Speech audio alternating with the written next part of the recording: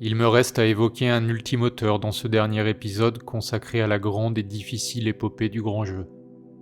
Un auteur malheureux, aimant la littérature comme on aime un rêve trop grand, aimant les hommes qui la font comme des frères qui ne le reconnaissent pas.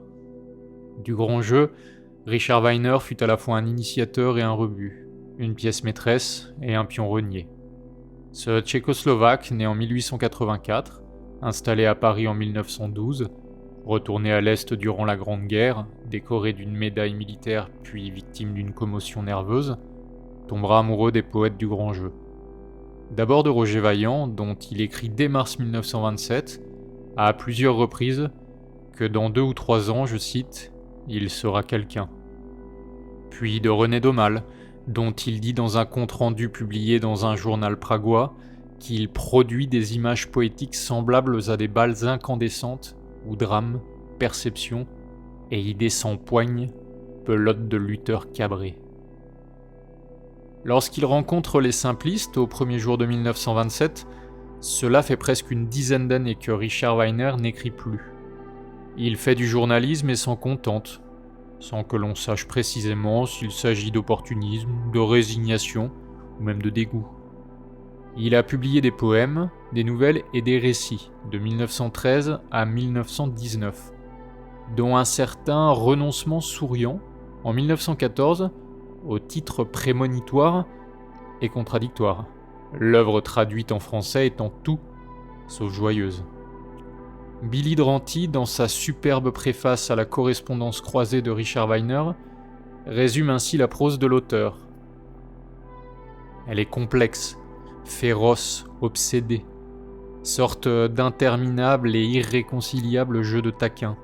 Wagner y lâche, sans concession, et avec le moins d'appui possible, les chiens d'une pensée duel, dense et sans trêve, analytique et introspective, subversive, labyrinthique, terriblement argumentée, vertébrée, logicisée, jusqu'au cauchemar, frénétiquement tourmentée, voire radicalement éconduite et court-circuitée. Ces mots, qui décrivent l'écriture de l'auteur, nous pourrions les reprendre sans les changer pour décrire la personnalité de l'auteur. Richard Wagner est un homme tragique, et ce n'est pas un hasard si on a pu le comparer à son compatriote et contemporain, Franz Kafka. Oublieuse postérité. Épisode 39. Psychologie de l'horreur. En mars 1927, Roger Vaillant tombe malade. Le frêle François, puisque tel était son surnom, a attrapé la scarlatine et passe 1 mois confiné dans l'infirmerie du lycée Louis-le-Grand. Richard Wagner annule aussitôt un voyage pour rester au chevet du souffrant. Il lui apporte tantôt des oranges, tantôt de superbes violettes de Parme, parfois des pains de Gênes ou des livres. Amitié, admiration, amour, le tout dans un désintéressement miséricordieux, ou manière subtile et sincère de fréquenter toujours plus celui qui attise en lui un orage littéraire que Richard Wagner repousse depuis longtemps.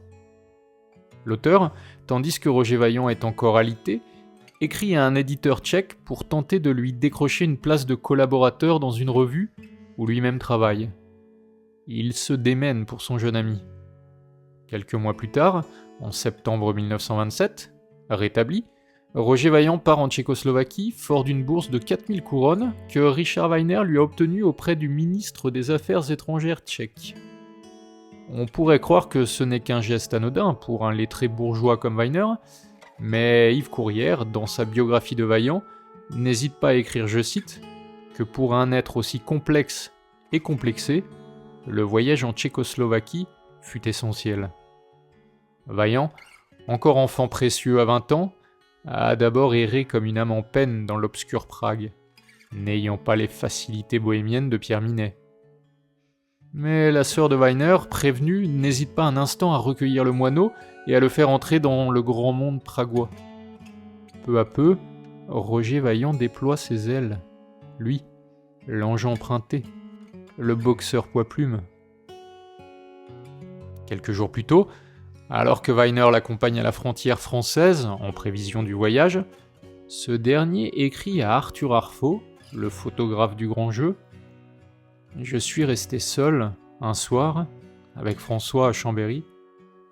Je vous le dis parce que c'était la première fois que j'ai eu le sentiment vraiment net de sa présence. Qui dira pourquoi ?»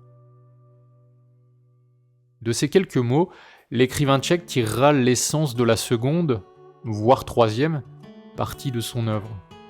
Présence, absence, sensation de présence ou d'absence, vide et trop-plein, ascension aliénante et chute libératrice. C'est en quelques mots la substance impalpable de l'écriture de Richard Wagner, du moins le levain que les poètes du grand jeu vont lever en lui. Ces anges qui ne tarderont pas à devenir des démons, car l'orage qui couve en Wagner n'est pas seulement celui de l'inspiration, il est aussi celui de l'amitié. Oui, il se démène pour ses amis, lui qui est d'une sensibilité si exacerbée. Chaque geste qu'il fait dans leur direction deviendra aussitôt un geste qui l'éloignera d'eux. Don et attente, redevabilité et offrande. Voilà encore une autre partie de l'œuvre de Wagner qui écrit avec la bile plutôt que l'esprit, qui est bien plus aigle du Caucase que voleur de feu. À moins qu'il ne se punisse, a posteriori, d'avoir dérobé une partie du feu sacré, de l'écriture, à Domal et consorts, Prométhée et mangeur de foie en même temps. Après tout, c'est possible, Wagner étant l'homme au double visage, qui écrivait déjà en 1919, à la fin de La chaise vide. Tout ce que j'ai rassemblé ici de manière abrupte, barbare, à quoi cela peut-il servir, sinon à extirper de moi cet aveu accablant? Je me noie dans la faute, j'y étouffe, je patauge dans le péché.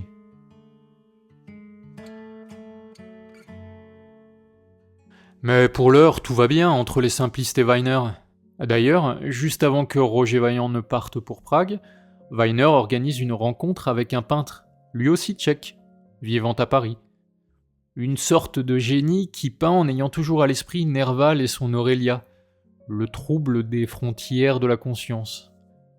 Ce peintre, évidemment, c'est Joseph Schima, l'un des fondateurs du grand jeu que Vaillant, Domal et Gilbert Lecomte ne connaissaient pas avant que Richard Wagner ne les présente. Comme avec Wagner, c'est l'étincelle, la rencontre romantique, l'âme qui se mélange aux autres âmes, qui se dévore, se digère, puis se recompose et se partage équitablement, source intérieure extatique commune à tout artiste. Schima se rappelle. J'avais peint mes premières toiles de paysage avec prisme, tempête électrique, et les montrer à Wagner en lui expliquant la signification de leur contenu, c'est-à-dire l'unité du monde. Quelle que soit la diversité de la matière, elle est une. Ce monisme donne des dimensions imprévisibles à la réalité. Dans cette réalité, la mémoire se reflète dans le miroir de l'instant du présent en une perspective future. Je lui avais fait part de la réaction très sympathique de Pierre Quin, Jean Jouve, et de l'attitude sceptique d'André Breton. C'est alors que Wagner m'a parlé d'une rencontre avec 2 étudiants en lettres qui lui avaient été présentés par Léon Pierrequin et Philippe Soupeau aux éditions Cras. Et il pensait que ces étudiants, Roger Vaillant et René Domal, seraient très près de ce que lui, Wagner, croyait voir dans ma peinture. Quand je les ai rencontrés, une compréhension mutuelle s'est vite établie, comme le prévoyait Wagner. Plus encore quand Roger Gilbert Lecomte est venu, car c'est lui qui était le plus proche de moi et qui a su d'une façon si exceptionnelle poser de nouveau le problème de la peinture. Il a été aidé en cela par sa non moins exceptionnelle surconscience poétique. Cette rencontre, on le sait, a été fondamentale pour la création du grand jeu. Comme toujours avec Wagner, c'est une sorte de générosité sans limite qui préside à l'entrevue. Il précipite les choses, fait advenir l'événement, réalise la prophétie. Pourtant, il se dégage de son œuvre, en Dieu satisfait et bientôt vengeur, dans l'ombre de celui de l'Ancien Testament, Richard Wagner étant juif.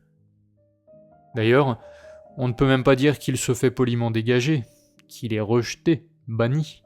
Non, c'est bien plus Richard Wagner qui ne semble pouvoir travailler en profondeur à l'osmose. Dès que la chose va trop bien, irrémédiablement, il semble devoir saboter son cours.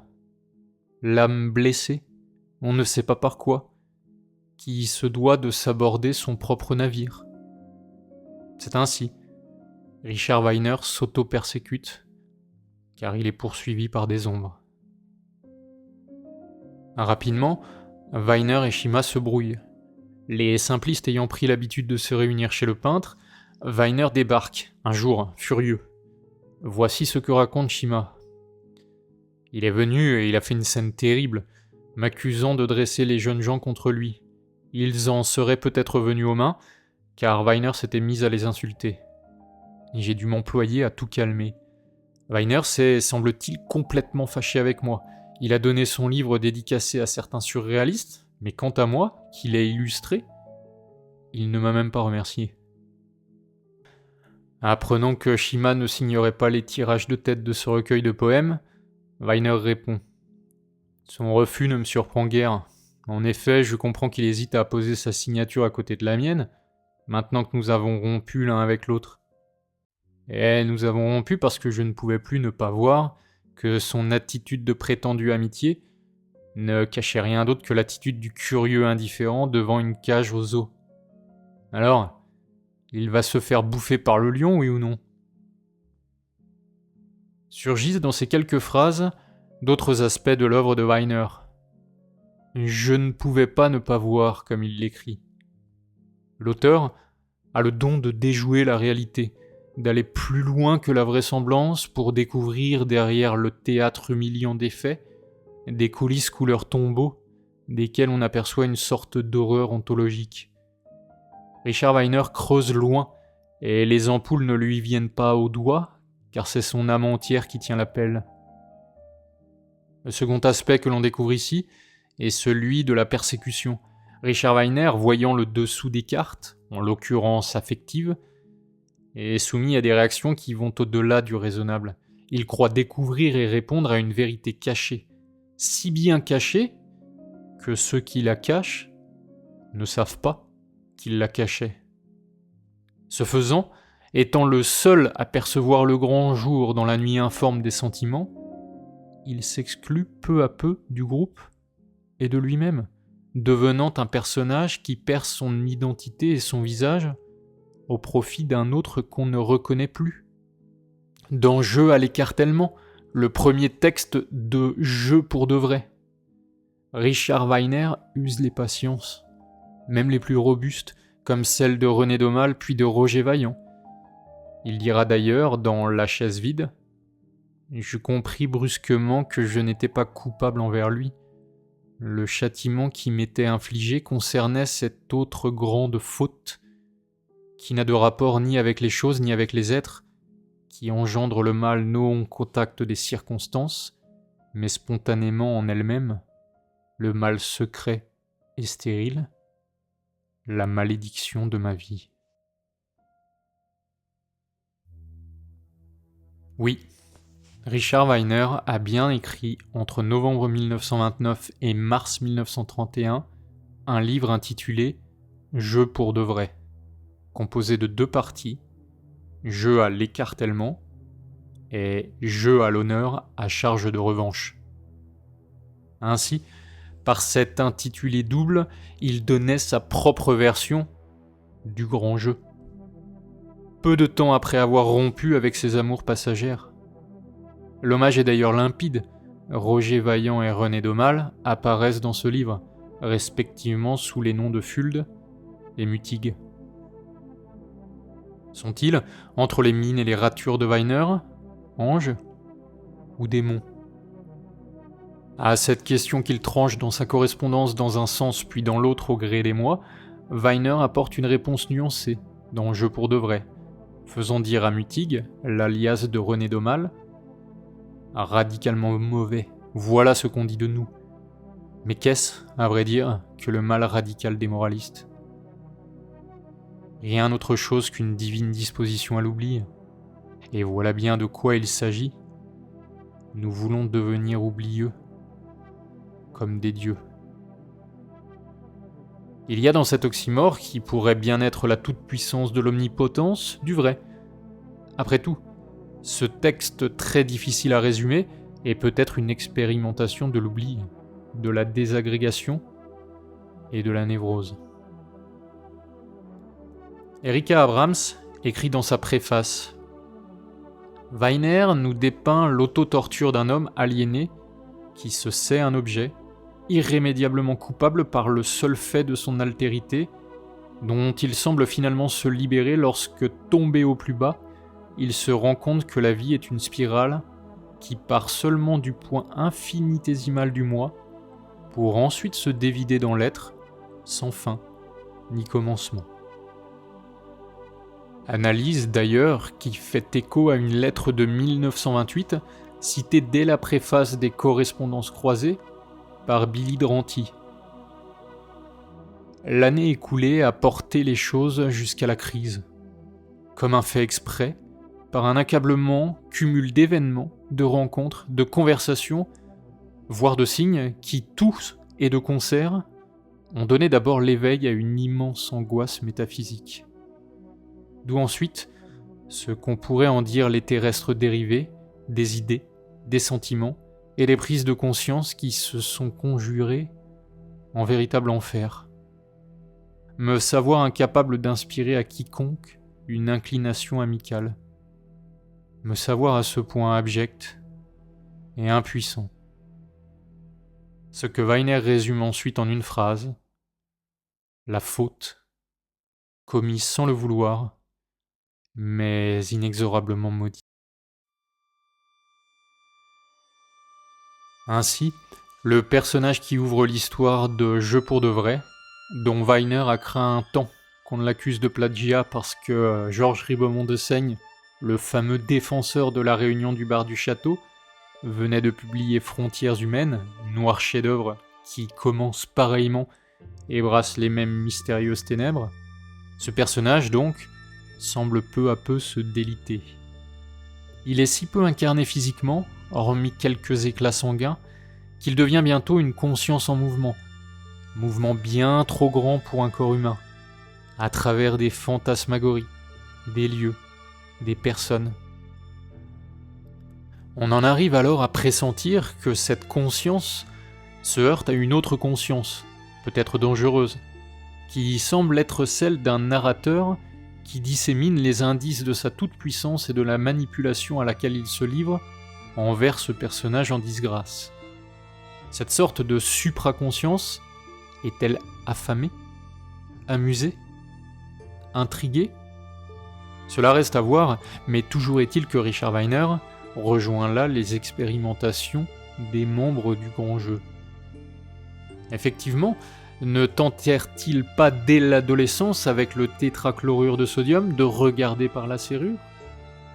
René Daumal n'expérimenta-t-il pas dans les mêmes années la vision par optique chez son professeur René Maublanc ? Ne continuèrent-ils pas avec toutes sortes de drogues à forcer l'immense porte noire ? La quête de compréhension totale, absolutiste, ils la jouèrent dans leurs écrits jusqu'à l'unique réponse possible, l'unité. Mais cette volonté ne va pas sans désespoir. Maurice Henry, avec qui Richard Weiner garda de bonnes relations même après sa séparation avec les poètes du grand jeu, lui écrira dès 1927 « Vous n'aimez pas les hommes parce que vous en avez peur. Vous avez peur des hommes parce que vous pénétrez trop loin en eux. Et puis, vous ne les voyez pas comme des hommes. Comme quoi alors ? Eh bien, nous l'avons déjà dit, comme des anges. À Vilma Lovenbachova, compatriote traductrice, il confie aussi en 1927 Mon rapport avec Vaillant, c'est un combat avec un ange. Avec un ange qui ne cesse de me soupçonner de ressortir pour ma part, pour le moins, au purgatoire.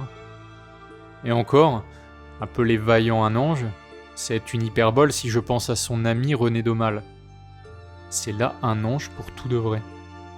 Plus vrai aussi dans sa sévérité, et plus vrai que Vaillant, et plus sévère que Vaillant, et le combat avec lui est encore de loin plus ardu, mais moins épuisant, tonifiant, car Daumal est en dehors du monde, en dehors des hommes, en dehors de toute petitesse, en dehors de toute tricherie. Richard Wagner continue quelques lignes plus loin. Quant à moi, il ne me reste pour le jour où ils ne viendront plus que l'espoir que j'aurai alors assez appris à cette rude école pour être désormais capable de solitude totale.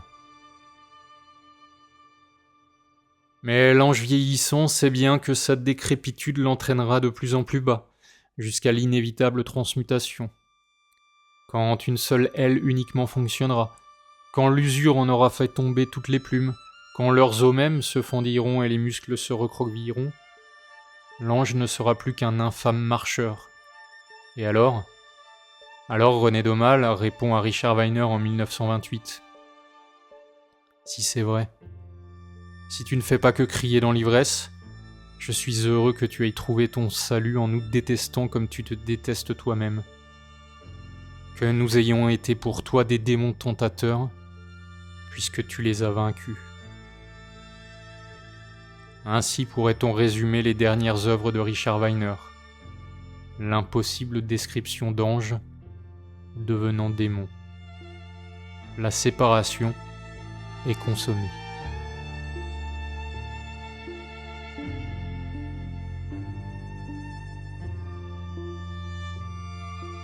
Ce n'est qu'à une poignée de forcenés que l'on doit la maigre survie du bien trop émotif et sensible Richard Wagner. Il crie dans un vide relatif, mais ce n'est rien, ce n'est pas grave. C'est ainsi. Il y a parmi eux Erika Abrams, Billy Dranty, Jean-Claude Schneider, Vera Lina Artova, Cédric Demangeau. Cet épisode leur doit tout ou presque, et notamment à l'extraordinaire ouvrage sur Richard Wagner que j'ai déjà cité, intitulé Correspondance croisée. L'édition établie, annotée et présentée par Erika Abrams et Billy Dranty est un travail exemplaire, colossal, mené avec un sérieux à toute épreuve, mais aussi un ton agréable. Il est un engagement littéraire et intime, et devrait sans la moindre contestation possible faire référence parmi les appareils critiques. Ce travail a été publié chez Ficile en 2019, la maison d'édition du regretté Cédric Demangeau. Ce qui, après tout, est bien naturel. L'auteur-éditeur ayant aussi écrit sur Roger Gilbert Lecomte, que Richard Wagner n'appréciait pas. Cette asymptote qui monte vers le vide ou plonge vers la cime de l'un. De Cédric Demangeau, décédé en 2021 à 46 ans, que je lisais plus jeune, j'aimerais dire, en sorte d'hommage, un extrait d'un de ses poèmes, tiré du recueil Un enfer. Il se nomme Corps confisqué. Par malchance ou par accident, le jour de ma naissance, je ne suis pas entièrement né. Un peut-être, ou des, plusieurs morceaux de moi sont restés dans le corps de ma mère. Certains morceaux de mon corps ne sont jamais venus à la vie. Ils sont restés enfermés dans la nuit du corps de ma mère. On ne les a jamais retrouvés. Les médecins, les sages-femmes ont longtemps cherché jusqu'au fond du ventre de ma mère. Les morceaux qui manquent à ma vie. Rien. On n'a rien trouvé. On a cru qu'elle les avait digérés. Ma mère souffre depuis 30 ans d'effroyables maux de tête. On ne lui a rien trouvé non plus, à la tête. Peut-être n'a-t-on pas cherché ce qu'il faudrait chercher. Il faudrait peut-être chercher les morceaux jamais nés de mon corps dans les épaisseurs douloureuses de la tête de ma mère. Mon père, a tué sa mère en naissant. Personne ne le lui a jamais reproché, ce qui signifie que personne ne lui a jamais pardonné. Mon père, élevé dans l'oubli de cette mort originelle, a préféré ne pas rompre le silence, par peur, certainement, de l'inconnu qui peut se déclarer par la parole. Mon père a tué sa mère en naissant. Lui non plus n'était pas venu au monde entier. Lui aussi avait laissé des morceaux de corps au fond de sa mère morte. Il fut interdit à mon père de réclamer les morceaux manquants, interdit de réclamer aux vivants comme aux cadavres de sa mère. Ma mère n'avait pas 20 ans, la maladie emporta ses 2 parents, ils agonisèrent tour à tour dans le petit appartement. Ma mère apprenait ses leçons dans la chambre où ses parents mouraient. Elle nourrissait son père à la petite cuillère. Ma mère a perdu elle aussi des morceaux de corps dans cette chambre où la mort lui a pris pour jamais ses terribles devoirs.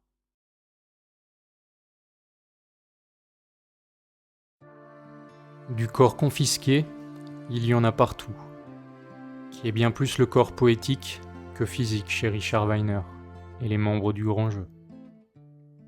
Comment pourrait-on passer sa vie à chercher l'unité primordiale si l'on n'est pas soi-même à moitié né seulement? Ainsi, Cédric Demangeot, par ce poème, s'allia à eux dans la rude quête de l'unité prénatale. Des morceaux de ciel, du charbon de verre, des allumettes qu'un trou sans air à l'intérieur de soi éteigne. Être poète en plus de tout, c'est aussi cela.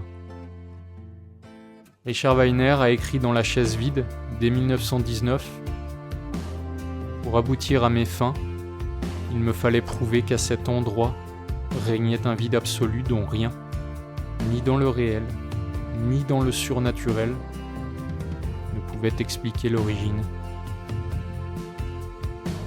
Roger Gilbert-Lecomte, René Daumal, Roger Vaillant, Pierre Minet et tous les autres. Ces héros bouleversants surgirent de ce vide et y disparurent presque aussitôt. Ils sont retournés dans le grand ventre du cosmos. Cette série, que j'ai souhaité consacrer à ces superbes comètes du grand jeu, est désormais terminée. J'espère avoir été proche de leur ineffaçable traînée.